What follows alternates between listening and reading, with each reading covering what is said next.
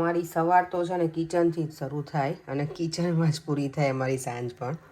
જો અત્યારે બની ગયું છે ડ્રાયફ્રૂટ્સવાળું દૂધ. મેં દૂધને ઉકાળી અને એમાં ખજૂર, અંજીર, કાજુ, બદામ અને અખરોટ અને પેલા પીકન નટ્સ એ બધું નાખી દીધું છે આટલા જ દૂધમાં. પછી છે ને વધારે દૂધ હું એડ કરીશ અને ગ્રાઇન્ડરમાં નહીંતર બરાબર બને નહીં ને એટલે. અને અહીંયા બનાવું છું સાબુદાણાની ખીચડી, કારણ કે આજે છે એકાદશી. તો બધાને એકાદશીના જય શ્રી કૃષ્ણ અને જય સ્વામિનારાયણ. સાબુદાણા મેં છે ને રાત્રે જ પલાળી દીધા હતા આ વખતે. અને મને કોઈએ પૂછ્યું હતું લાસ્ટ ટાઈમ કે તમે સાબુદાણાની ખીચડી કેવી રીતે બનાવો છો એ કહેજો. તો સાબુદાણાની ખીચડી છે ને સાબુદાણા પલાળી દેવાના. પલાળો ને ત્યારે થોડું આટલું લેયર પાણીનું ઉપર હોય ને, બહુ જ નહીં પણ સ્લાઇડ એવું એટલું જ પાણી લેવાનું, એટલે બહુ સ્ટીકી ના રહે. જો આ સાબુદાણા મારા પલળી ગયા છે પણ એકદમ છૂટા છૂટા હશે, કારણ કે પાણી તમે માપનું નાખો ને તો એવું થાય. અને સાબુદાણા બતાવો તો જો થઈ ગયા છે ને સરસ. અહીંયા તેલ મૂકી દીધું છે. વઘારમાં તો આમાં સિમ્પલ જ હશે. આપણે જીરું નાખીશું અને લીલા મરચાં અને લીલો લીમડો. ચાલો તો હવે પેલા એ કરી નાખીએ અને પછી બીજું કામ કરીએ, કારણ કે દેવમભાઈને સ્કૂલ હોય ને એટલે મારે વહેલા આ બધું કરવું પડે. આમાં ખાલી જીરું, જ્યારે થોડુંક જીરું વધારે નાખીએ તો દેખાય ખીચડીમાં, નહીંતર કશું દેખાય નહીં આપણે વઘાર શેનો કર્યો છે એ. લીમડો અને બસ આ બટેકા મેં સમારી દીધા છે ને ધોઈને આમાં નાખી દેવાના. તો મેં લીમડો અને જીરાનો વઘાર કરી અને પછી બટેકા નાખી, લીલા મરચાં નાખ્યા છે અને મીઠું, એટલી વસ્તુ મેં નાખી દીધી છે. અને હળદર. યસ, ઘણા એમ કહે છે કે ફરાળમાં હળદર ના ખવાય, પણ અમે લોકો ખાઈએ છીએ પહેલેથી, તો ચાલશે. હવે ચલો બટેકાને ચડવા દઈશું. અહીંયા મેં સિંગદાણાનો ભૂક્કો રેડી કરી દીધો છે, પાવડર એનો. આ વખતે શેકેલી સિંગનો છે.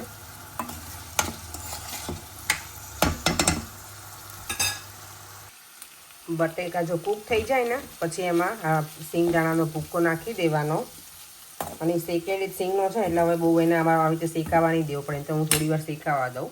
ચલો તો હવે ડાયરેક્ટ આપણે સાબુદાણા એડ કરી દઈએ.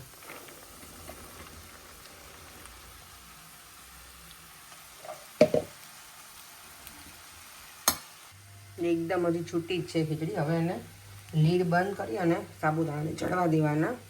સાબુદાણા થોડા સોફ્ટ થઈ જાય ને ત્યાં સુધી, એટલે આપણી ખીચડી રેડી. અને પછી ઉપરથી ખાલી લીંબુ નાખવાનું રહેશે અને લીલા ધાણા.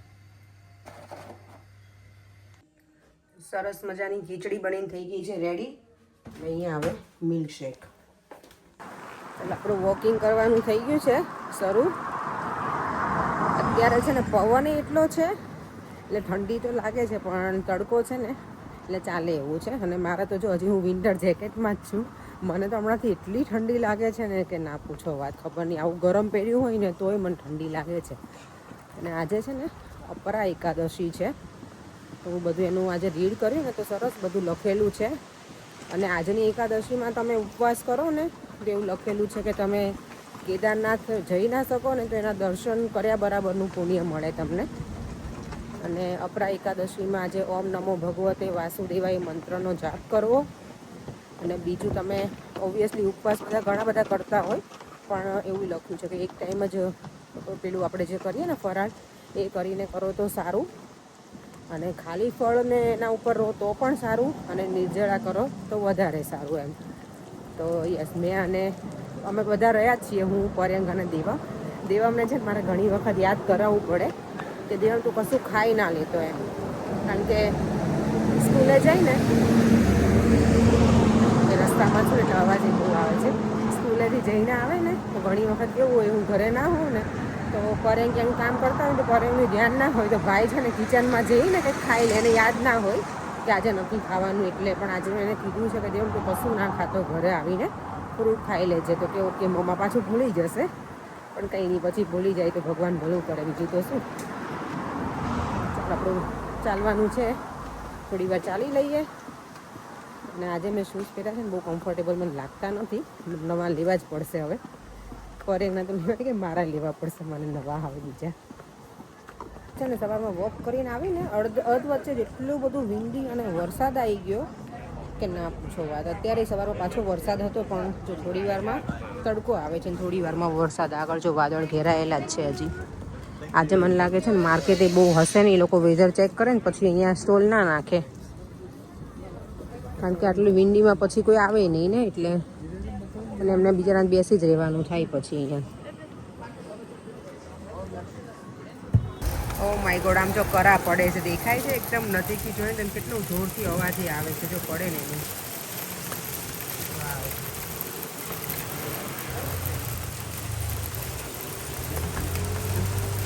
પેલા મોતીની જેમ લાગે છે એકદમ. વેધર અચાનક પલટો મારી ગયો અત્યારે તો. ઠંડી એટલી છે, કેટલો પવન સાથે છે જો. Devam, how was your exam today બેટા? ગુડ. ગુડ, સારું હતું આજે. મેથ્સ તને બહુ ગમે નહીં? મારી દીકરાને પીઠમાં દુખે જ બીટ નહીં? હવે દુખે છે કે હવે ઓકે છે? આજે સ્વિમિંગમાં પરેંગ કહે છે લઈને ગયા અને એને ભાઈને પાછા લઈને આવ્યા સ્વિમિંગમાંથી, કે એને પેટમાં દુખતું હતું ને, તો કે મને પેટમાં દુખે. શું થતું? વોમિટ જેવું થતું હતું એવું કહેતો હતું તું? લંચમાં. ઓકે, આઈ ડોન્ટ નો કેમ અચાનક આવું થયું છે મારી દીકરાને. ગરમ પાણી પીવું છે? અત્યારે હું ફ્રેન્ચ ફ્રાઈઝ નહીં બનાવું, આજે એકાદશી રહ્યો છે ને દેવમ. બપોર તો સાબુદાણા ખીચડી આપી હતી, અત્યારે મેં પરેંગ નહીં કીધું કે હું મોરૈયાની ખીચડી બનાવી દઉં ને, તો મોરૈયો આમેય સારો ઢીલો. હા, ચાલો તો ભગવાનના દીવાબત્તી કરી લઈએ ફ્રેશ થઈને, અને પછી બનાવીએ મોરૈયાની ખીચડી. એને તો કેવું હસે છે? કેમ હસે છે? કે શું થયું કે ફ્રેન્ચ ફ્રાઈઝ ખાવું હતું તો પેટમાં નથી દુખતું મારી દીકરા, એટલે હસો જો કેવો જબરો જ. ના, આજે ફ્રેન્ચ ફ્રાઈઝ નહીં બેટા, પેટમાં પછી બહુ દુખે. બપોરે જો સાબુદાણા ખીચડીમાં મેં બટેકા નાખ્યા ને બેટા, એટલે અત્યારની. આજે તને મિલ્કશેક કેવું લાગ્યું હતું એમ તો કે મારું વાલું? સરસ હતું. મમ્માએ તો જે પાણી નથી પીધું. કેમ? આજે મેં એકાદશી એવી કરી હતી. તમારી લિપ્સ બહુ ડ્રાય છે. બહુ ડ્રાય છે. ચાલો તો ફ્રેશ થઈ જઈએ અને પછી ભગવાનના દીવાબત્તી કરી અને ડિનર બનાવીએ. એટલે આજનો દિવસ આપણો ફિનિશ. અને યસ, આજના વિડીયોમાં છે ને આના માટે થઈને બહુ બધી અલગ અલગ કોમેન્ટ આવી છે. એલોવેરા જેલ લગાવો, કે પછી બીજું શું આવ્યું હતું, સોફ્રોમાઇસિન લગાવો, મલાઈ લગાવો, બટેકું ઘસીને લગાવો તો ડાઘ નહીં પડે, કોકોનટ ઓઇલ. તો યસ, મેં કોકોનટ ઓઇલ તો લગાવ્યું હતું. એલોવેરા જેલ પણ હું લગાવું છું 2-3 દિવસથી. અને આજે છે ને એમાં પાણી નહોતું નીકળતું, હવે બધું ડ્રાય થઈ ગયું છે ને, એટલે મેં કોકોનટ ઓઇલ અને કોઈ કીધું હતું વેસેલિન, તો વેસેલિન મેં લગાવ્યું હતું ગઈકાલે. એટલે રોજે હવે છે ને થોડા થોડા કંઈક ને કંઈક અલગ અલગ હું પ્રયોગ કરતી રહીશ, કે આ માર્ક મને ના રહેવો જોઈએ. એક્સપેરિમેન્ટ એટલે એને પ્રયોગ કહેવાય ગુજરાતીમાં બેટા. એક્સપેરિમેન્ટ કરવાનું છે, કરવું જ પડે ને મારા દીકરો, નહીં તો મમ્માને હાથ જો આટલું બધું મને ન ગમે ને માર્ક આપણને કોઈ નહીં જો. ના, એ ન સારું બેટા, ટચ ના કરાય. રિંકલ્ડ છે. રિંકલ્ડ. દેવમની સ્કૂલમાંથી જો આ છે ને જમ્પર છે, એ અમારે બાય કરવાનું 26 આ લીવર્સ, એટલે આ યર્સ દેવમ આ સ્કૂલ લીવ કરવાનું છે. તો એ સ્કૂલમાંથી છે ને છોકરાઓના જો બધાના નામ લખેલા છે આ 26ની અંદર. 26 આ યર છે ને આપણો, એટલે અને આવું જમ્પર બાય કરવાનું છે. અને એની પ્રાઇસ શું છે દેવમભાઈ? Child size 17 pounds 40 pence.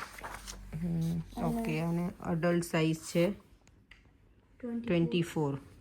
આટલા પાઉન્ડ પે કરવાના છે, ત્યારે ભાઈનું જમ્પર થશે, મળશે અમને.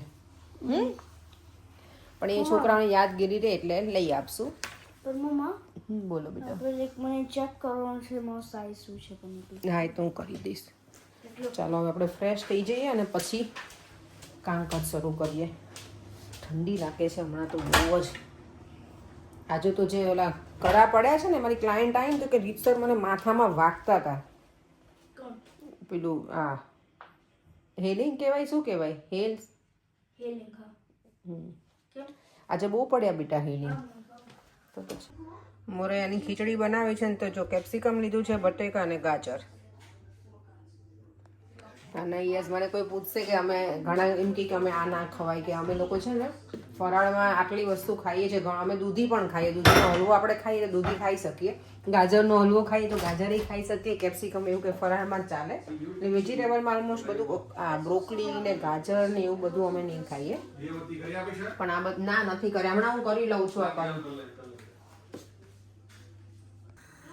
મોરૈયાની ખીચડી બનાવવા માટે મેં છે ને તેલ અને ઘી બંને લઈ લીધું છે. કારણ કે મોરિયાની ખીચડીમાં ઘીનો વઘાર કરીને બહુ સરસ લાગે. તમે એમાં તલ પણ નાખી શકો, નાખવા હોય તો અંદર. ને સિંગ દાણા તો નાખવાની જ છું, થોડાક નાખીશ, બહુ નહીં નાખું. બટેકું મેં નાનું એવું લીધું છે, જો આટલું ચોપિંગ કરી લીધું છે કેપ્સિકમ અને કેરેટનું. અને આનો વઘાર આપણે નોર્મલ જેમ સાબુદાણાની ખીચડી બનાવીને એવી રીતે જ કરાય. પણ તલ ને ઘણા લોકો છાશ પણ નાખે, તો હું છાશવાળી તો નહીં બનાવું, કારણ કે પર્યંગના દિવસનું મને નહીં ખબર ભાવે કે નહીં બંનેને. તો આપણે જે નોર્મલ સિમ્પલ આપણે તડકા હોય ને એવી રીતે લગાવીએ તો વાંધો ના આવે, એટલે આપણે સિમ્પલ જ કરીશું. જો જીરું નાખી દીધું છે મેં. જે લીમડાની આમ સુગંધ છે ને અરોમાં એટલી સરસ આવે છે ને, મને તો બહુ જ ગમે છે. અને હવે આ નાખી દઈશું. તો મોબાઈલ હું મૂકી દઉં, કારણ કે કુકરનું લીડ મને બંધ કરવું પડશે. એટલે જો મેં અંદર છે ને સિંગદાણા એડ કરી દીધા હતા, મીઠું લીધું અને મોરૈયો ધોઈને નાખી દીધો છે.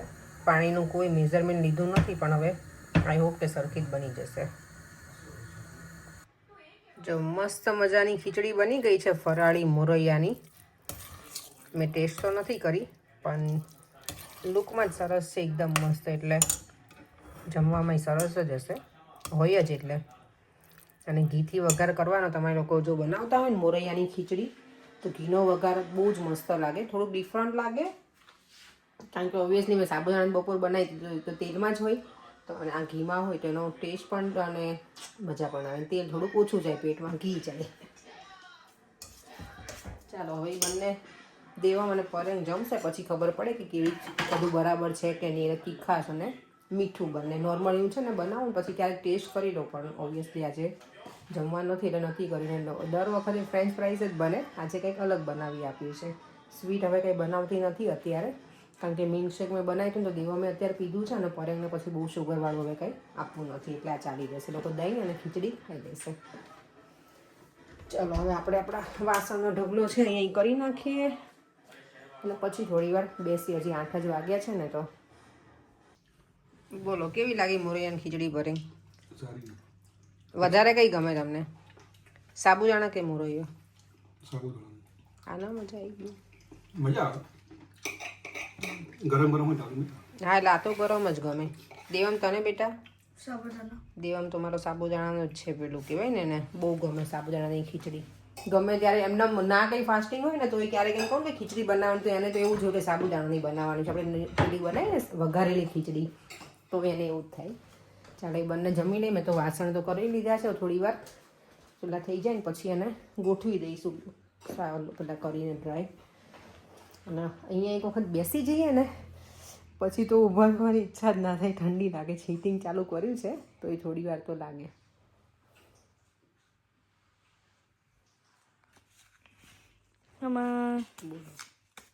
તે મને બેસાડી દીધી રમવા બેટા. ઊનો આવડતો નથી, પણ તું મને ઊની કરી દઈશ લાગે છે ખરું. આમાંથી ઊનામાંથી શું ગરમ કરી દઈશ તું મને? ઊનો અને ઊની. ઊની એટલે ઊનું, એમ આપણને ઇન્ડિયામાં છે ને એમ કે બહુ ઊનું છે. ઊનું એટલે ગરમ ગુજરાતીમાં. ઉનાળો હોય ને, ઉનાળો એટલે ગરમી. પણ like mama, uno like in different languages એટલે number 1 એવું? ઊનો ઓકે. ઊનો કઈ લેંગ્વેજમાં છે નંબર 1? French અને Spanish. ઓકે. ઊનો I think બીજું કયા છે તારા નંબર? એ આવડે છે ને? શું છે ઊનો પછી? 2, 3, 4, 5, 6 I forgot. I think 6, 7. મને તો આવડતું જ નહીં, એટલે તું કંઈક ઓલા કરીશ, રોંગ બોલીશ તો હું કાંઈ નહીં કરી શકું ને. પણ વ્યુઅર્સને આવડતું હશે તો એ ચોક્કસ અને આન્સર આપશે. I think I only know up to 7. I used to know up to 10. Okay. હવે કેટલા કાર્ડ આપવાના તને? 7.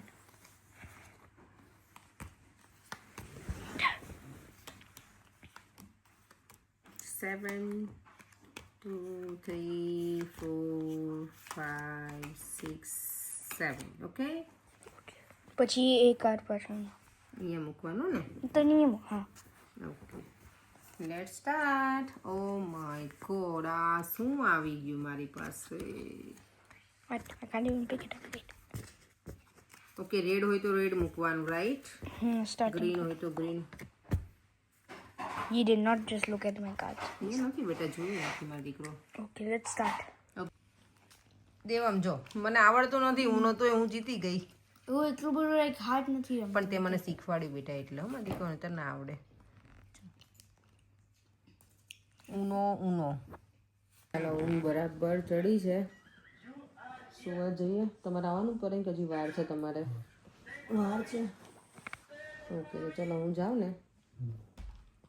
અને યસ, અત્યારે હજી બીજી કોમેન્ટ મેં રીડ કરીને, એમાં કોમેન્ટમાં હતું કે કોલગેટ લગાવો, અને બીજી કોઈ કમેન્ટ કરી છે એમાં દવાનું ક્રીમનું નામ આપેલું છે નેસ્પોરિન કે એવું કંઈક, તો એ હું કરીને કીધું છે ઓર્ડર કરી આપશે, તો હું એ લગાવીશ.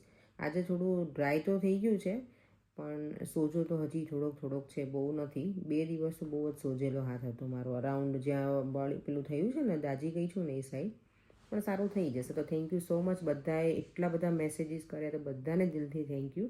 ટાઈમ નીકાળીને તમે બધાએ મને રેમેડીઝ આપી છે, કોઈ હોમ રેમેડીઝ કીધી છે, કોઈ મને મેડિસિન સજેસ્ટ કરી છે, એટલે ક્રીમ. બધાને દિલથી થેન્ક યુ સો મચ. અને ચાલો ફરીથી મળીશું આવા જ નવા વિડીયો સાથે. Bye bye. જય શ્રી કૃષ્ણ, જય સ્વામિનારાયણ.